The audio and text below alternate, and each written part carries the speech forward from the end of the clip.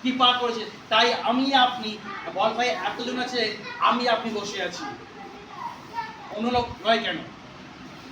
ঈশ্বর অনুগ্রহ আছে আমাদের প্রতি, তাই আমি আপনি বসে আছি। আর অনেক সময় আমরা কি করি, দায়িত্বটাকে এড়িয়ে যাই। যখন আমি আপনি বলছি শিক্ষক বা শিক্ষিকা, আমাকে দায়িত্ব পালন করতেই হবে, আপনার ইচ্ছা থাক কি না থাক। যদি স্কুলের মাস্টার বলে না আমি 30 দিন স্কুলে যাবো না, আমি একদিন গিয়ে পড়িয়ে আসবো, হবে? দায়িত্ব না, ও ঝড় বৃষ্টি নিয়ে আমরা যে যে সেক্টরে কাজ করি প্রত্যেকে আমরা না দায়িত্ব আছে প্রত্যেকে আমাদের একটা, শুধু মিনিস্ট্রিতে না, তারা যে পোস্টে আছে সুবিধা যে অ্যাডমিশন হয়।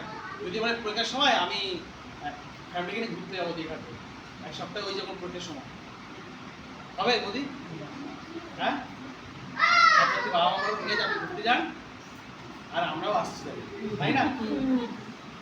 দায়িত্ব হতে পারে জ্বর পরীক্ষার সময়, কিন্তু বসতেই হবে বাচ্চাদেরকে নিয়ে।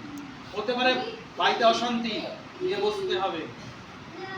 হতে পারে আমি মিনিস্ট্রি করতে বেরোচ্ছি, বাড়িতে হয়তো অসুস্থ পড়ে আছে, কিন্তু কি আমার জন্য সন্তানরা ওয়েট করছে, কোনো এক্সকিউজ চলবে না ওখানে। আমি বলছি আমরা যে আমাদের দুঃখ অনেক, কষ্ট অনেক, কিন্তু আমাদেরকে কেউ জিজ্ঞাসা করে না, ঠিক আছে? দায়িত্ব এমন একটা জিনিস যেটাকে আমরা উপেক্ষা করতে পারি না, আমরা দেখি। তারপরে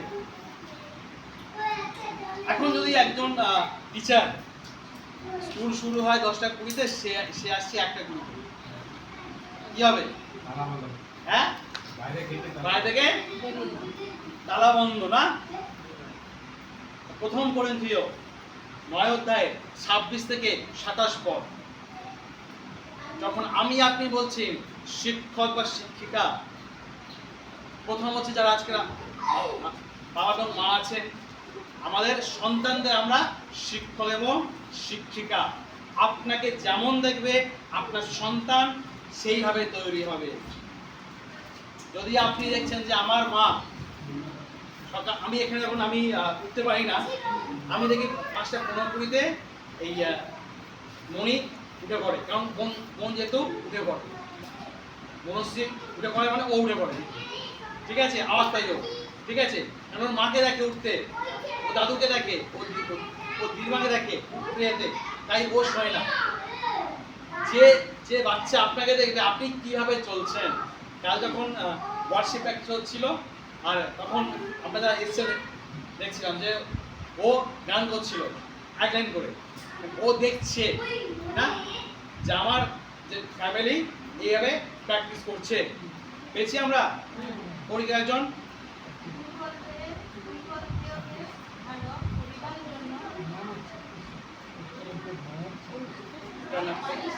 প্রথম করিন্থীয় 9:26-27।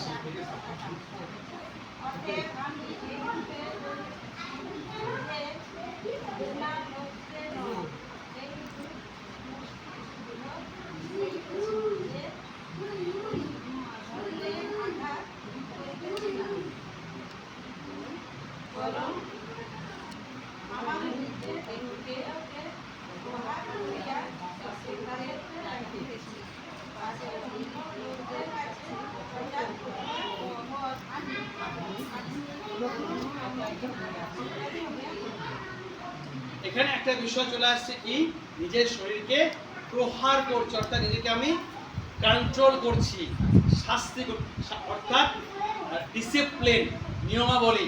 যদি আমার লাইফ ইনডিসিপ্লিন, অনিয়ম, বিশৃঙ্খলা হয়, যদি বিশৃঙ্খলা হয়, তাহলে কি হবে?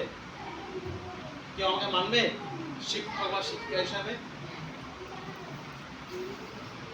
আমাদের প্রত্যেকে এক্সাম, আমরা স্কুলে পড়তাম, আমাদের প্রত্যেকে একটা হিরো স্যার ছিল না, হিরো স্যার বা ম্যাম। আমার লাইফে দুজন আছে এই পর্যন্ত স্টিল।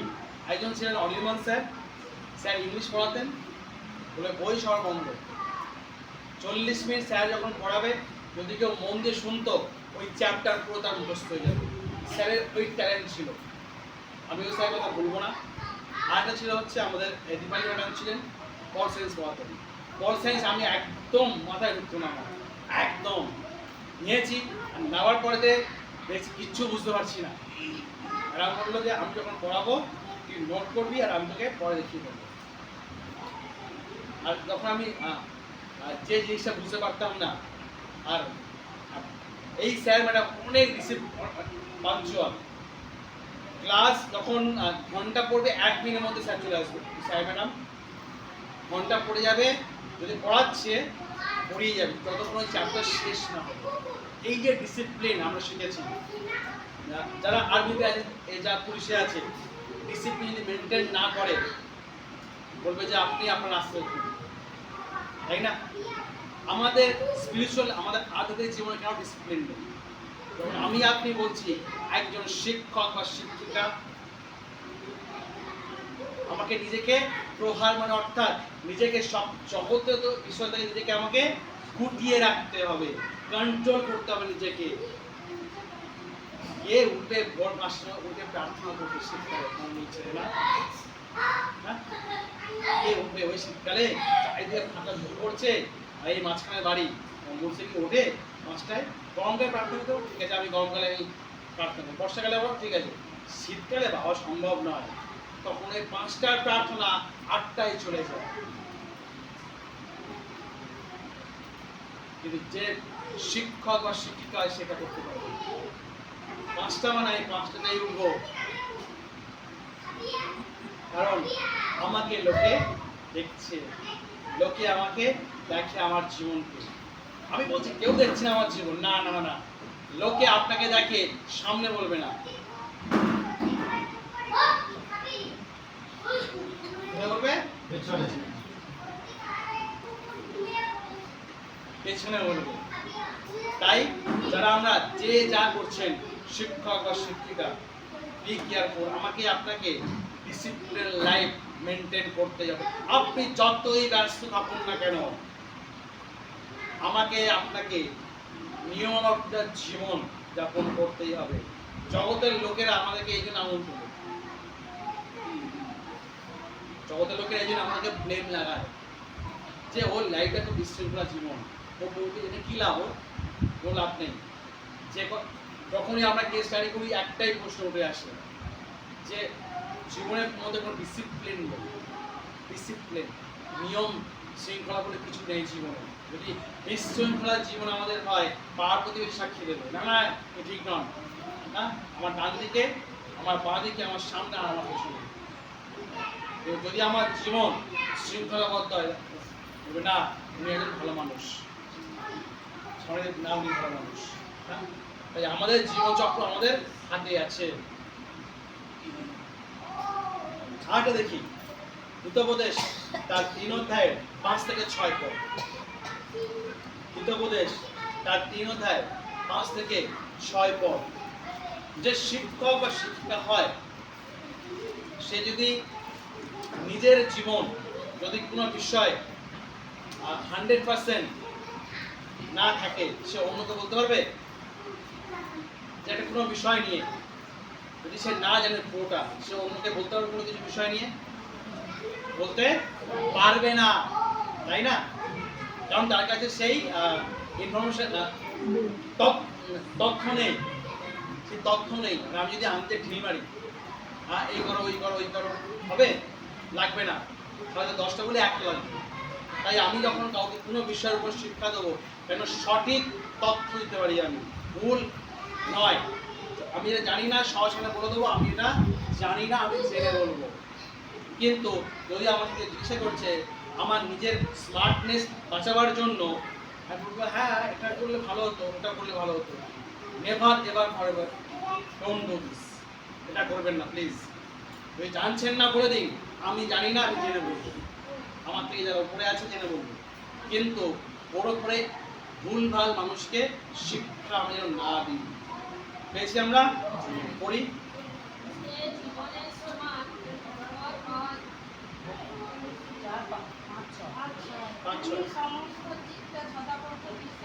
হ্যাঁ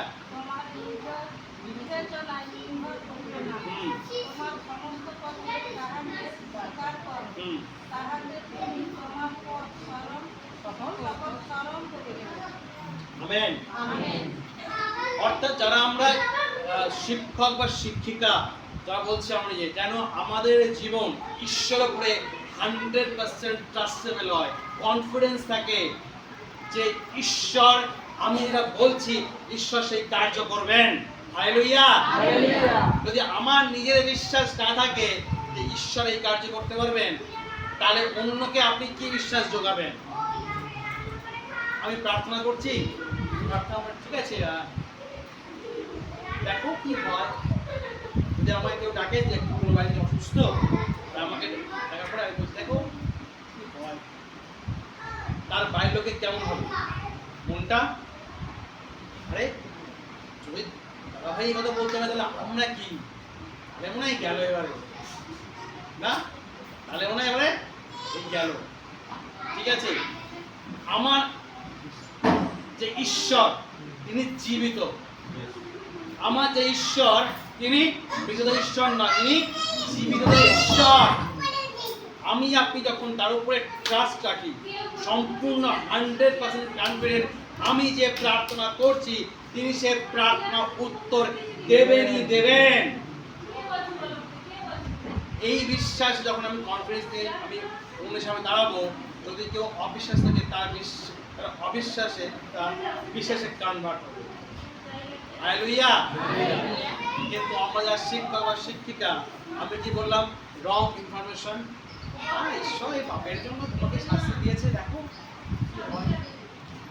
কখনো আমরা কাউকে আনজাস্টিফাই করতে পারি না।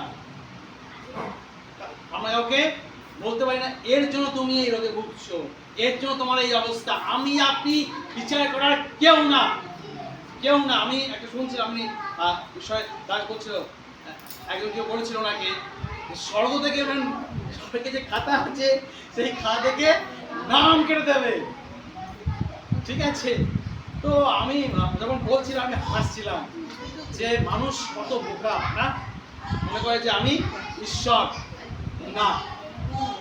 ঈশ্বরের আমি যে বিষয় জানি না সে বিষয় আমি ভুল শিক্ষা দেব না। যেটা আমি জানি, অনেক সময় আপনারা প্রশ্ন করেন আমাকে, এটা আমি জানি বলে দিই, আমি জানি, আমি এটা জানি না বলে দিই, যে এটা আমার সত্যি আমার জানা থাকে না। কারণ আমি সবসময় একটা কথা বলি, প্রভু ঈশ্বর এই জীবনটাতে আমরা, প্রভু ঈশ্বর আমাদের একটা ধূলিকণা প্রকাশ করেছে আমাদের জীবনে। এই জীবনে সম্ভব নয় প্রভু ঈশ্বরকে জানা। যদি আমাদের বাইবেল বলে না যে আবার জন্ম আছে, যদি থাকতো, যদি এরকম হতো, প্রভু অ্যালাউ করতো, আমার মনে হয় যে 100 জন্ম নিলেও প্রভুকে জানা সম্ভব নয়, কারণ উনি এমন একজন। তাই আমার কাছে যেটুকুনি থাকবে আমি সেটাই বলি অন্যকে। একজন যে টিচার হবে তার মধ্যে যেন সৎ থাকে, সে যেন তার মধ্যে যেন সিদ্ধ থাকে, তার যেন থাকে দায়িত্ব, তার যেন থাকে হচ্ছে একটা নিয়মের জীবন, এবং থাকে যেন একটা কনফিডেন্স ঈশ্বরের উপরে। আমি টাচ করে বেরিয়ে যাবো কারণ সময় দৌড়াচ্ছে। আমি ঠিক আছে, একজন যে টিচার সে কি হয়, নিজে বৃদ্ধি পায়, অন্যকেও বৃদ্ধি হতে সাহায্য করে, সেই হচ্ছে টিচার। জাস্ট ভাজ করে লিখে নিন, হিতোপদেশ 26:11। একজন টিচার সে নিজেও বৃদ্ধি পায় আর অন্যকেও বৃদ্ধি পেতে সাহায্য করে। একজন যে টিচার যখন একজন ছাত্র বা ছাত্রী যখন দুঃখের সময় দিয়ে যায়, কষ্টের মধ্যে দিয়ে যায়, তাকে কি যোগায়? সাহস যোগায়, কারেজ, তাকে এনকারেজ করে যে ইয়েস তুমি চলো, আমি আছি, কারেজ। সেকেন্ড তিমোথেও তার 1:7। দ্বিতীয় তিমোথেও তার 1:7। একজন যে টিচার তার কি হয়, সে নিজে একটা দয়ালু হৃদয় থাকে তার জীবনে, দয়ালু হৃদয়। যদি একজন টিচার এই হৃদয় না থাকে, সে যারা একদম বদমাইশ আমার মতো, যারা একদম পড়াশোনা করতে চায় না, তাকে পিটিয়ে মানুষ করতে পারবে না। দয়ালু হৃদয় যদি না থাকে, একজন ছাত্র ছাত্রীকে সে একটা পর্যায়ে আনতে পারবে না। একজন টিচার তার জীবনে যদি পেশেন্স না থাকে, ধৈর্য, তাহলে সে এই প্রফেশনের সাথে যুক্ত হতে পারবে না। কারণ যে কোনো বিষয় টিচার হতে গেলে দরকার ধৈর্য। ধৈর্য ছাড়া সম্ভব নয় যে একজন কোনো বিষয়ে পরিপক্ক শিক্ষক লাভ করার জন্য, শিক্ষকতা লাভ করার জন্য।